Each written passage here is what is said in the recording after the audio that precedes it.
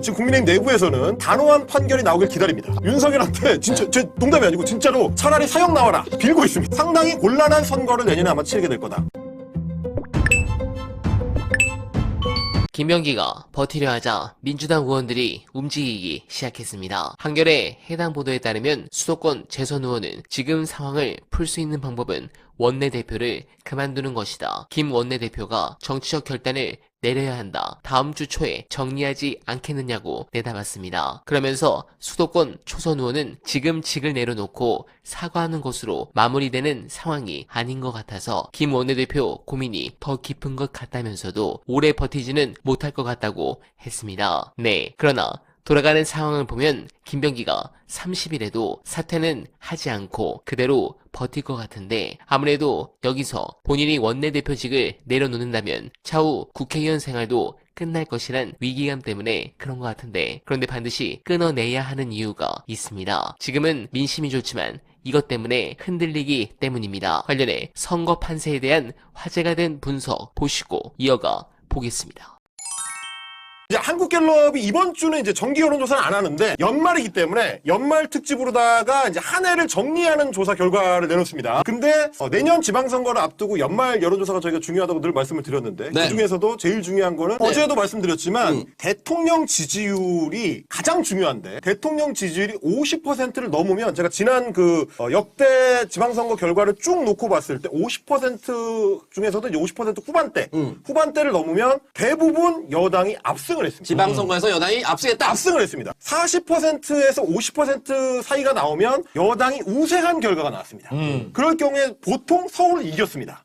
근데 지금의 그래프가 그 압승 추세에 좀 가깝게 나오지 않느냐. 예. 저는 그렇게 해석을 하는 거고요. 그리고 이제 그 지방선거의 이제 바로미터 중에 하나 충청권역 그 지역이 중요한데 오히려 충청권역은 서울보다도 추세 자체는 더 좋은 상황입니다. 자, 세 개 지역을 이제 대세충이라고 부르기도 하는데 대전, 세종, 충청입니다. 63으로 시작해서 57, 56, 60, 58 대체적으로 좋았는데 최근에는 63으로 또 크게 반등했습니다. 자, 올라가는 추세다라는 게 더 좋을 것 같습니다. 예. 이 6월 이후로 쭉 이렇게 올라가는, 전체적으로 쭉 올라가는 그래프다. 물론 수치 자체가 크진 않지만 추세선은 대세충이 서울보다 훨씬 좋다. 이렇게 볼 수 있고 최근에 저희가 뭐 그 국민의힘 내부의 얘기를 말씀을 드리면서 대구 지역, 경북 지역의 중진들의 분위기가 심상치 않다. 위기감이 상당히 높다라고 말씀을 드렸었는데 그게 수치로 확인이 됩니다. 대구 경북 지역의 갤럽 조사 결과입니다. 자, 대구, 경북 TK입니다. 53으로 시작해서 40으로 떨어졌어요. 이 수준을 거의 유지하다가 갑자기 11월부터 45, 12월에 48로 과반을 목전에 두고 있습니다. 자, 요거는 그래프가 가위로 갈라지는 거. 이게 중요하다고 볼 수 그러니까 있겠습니다. 점선에서 잘못하고 있다와 잘하고 있다가 교차가 됐습니다. 그렇습니다. 역전이 됐다. 그러니까 예. 잘하고 있다는 의견 쪽에 조금 더 무게가 실리기 시작했다. 대구 경북에서도 전체적으로 정부가 지금 일을 잘하고 있구나 정도는 인정을 하는 추세이기 때문에 네. 그러면 내년 지방선거 때 물론 대구 경북에서 큰 결과를 내기는 쉽지 않겠지만 그럼에도 불구하고 분위기가 저 정도로 올라온다라는 얘기인 거거든요. 이런 의미에서 이제 지역별 여론조사를 보면 내년 지방선거 국민의힘은 상당히 어둡다. 제가 봤을 때는 뭐 구도상으로는 거의 뒤집기가 좀 어렵지 어렵지 않느냐. 않느냐. 왜 그러냐면 어차피 구도는 6개월 전에 결정된다고 말씀드렸잖아요. 근데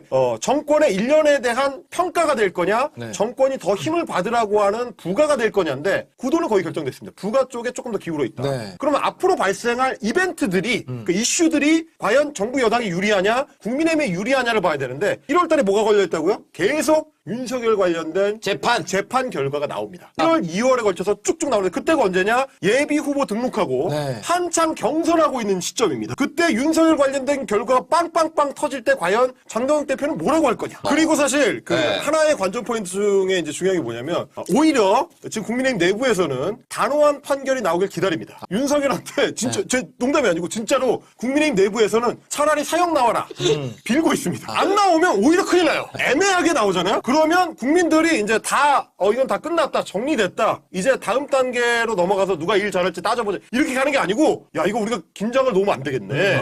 이거 우리가 방심하면 안 되겠네. 역시 2심부터는 내란자판부 해야 되네. 네. 이렇게 나오기 시작하면 지방선거 박살납니다. 오히려 사형 나와라 빌고 있는 건 국민의힘 내부다라는 말씀을 드리는 거예요. 요거를 조금 저희가 주의 깊게 좀 봐야 돼요. 네, 상당히 의미 있게 봐야 됩니다. 일단은 그래프를 먼저 보시겠습니다. 자, 이 그래프의 정체가 뭐냐면 여러분 위쪽은 남성들을 추세선으로 이제 쭉 모아본 거고요. 아래쪽은 여성층입니다. 근데 이제 이제 가로축이 뭐냐면 이제 연령이거든요. 네, 위에는 이제 남성의 나이축을 가로로 보시면 되고 아래는 여성의 나이에 나이축. 눕혀진 숫자가 여러분 연령대라고 보시면 됩니다. 물론 이제 여성층은 60대, 70대로 가기 전까지는 이제 막대 그래프가 뭐냐면 지지율을 긍정과 부정을 더하거나 뺐을 때 네. 긍정이 높으면 위쪽으로 치솟고요, 그래프가.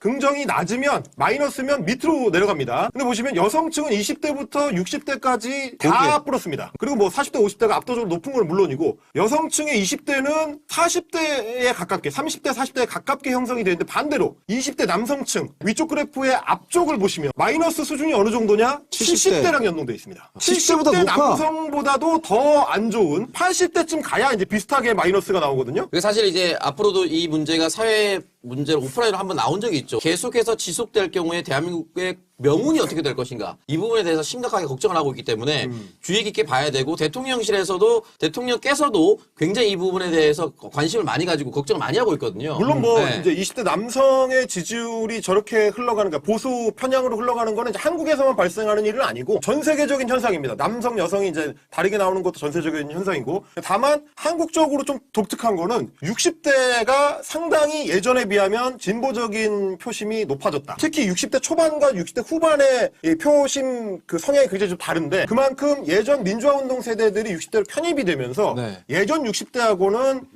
투표층의 형성이 좀 다르다. 그것까지 좀 같이 봐야지만 내년 지방선거 국민의힘의 절망감을 조금 더 실감할 수 있습니다. 예. 예전처럼 60대 이상은 우리 표라고 생각하면 국민의힘은 개 박살납니다. 예전처럼 그렇게 생각할 수 없는 국면이기 때문에 그렇다고 20대 남성들한테 국민의힘이 사랑받는 정당이냐? 그것도 아니거든요. 상당히 곤란한 선거를 내년에 아마 치르게 될 거다. 요걸 이제 짐작해 볼 수 있는 그래프입니다. 네, 공감합니다. 그런 부분에서 통일교 특검이 변수로 이어지지 않을까 걱정하는 분들이 있습니다. 저간의 사정을 생각해보면 통일교의 민주당 인사들에 대한 접근은 제한적으로 이뤄졌을 가능성이 커 보입니다. 국회의원이나 공직자 등에 대한 개별적 로비 수준을 넘어서기 어려웠을 수 있습니다. 그것을 윤여호가 국민의힘에게 했던 것과 같은 비중으로 부풀려 구명줄로 삼으려 한 것으로 보여집니다. 또한 국민의힘이 이번 일을 통일교 게이트로 엮으려는 데는 국민들에게 피장파장이라는 인식을 심어주려는 의도가 깔려있기 때문입니다. 한국 사회는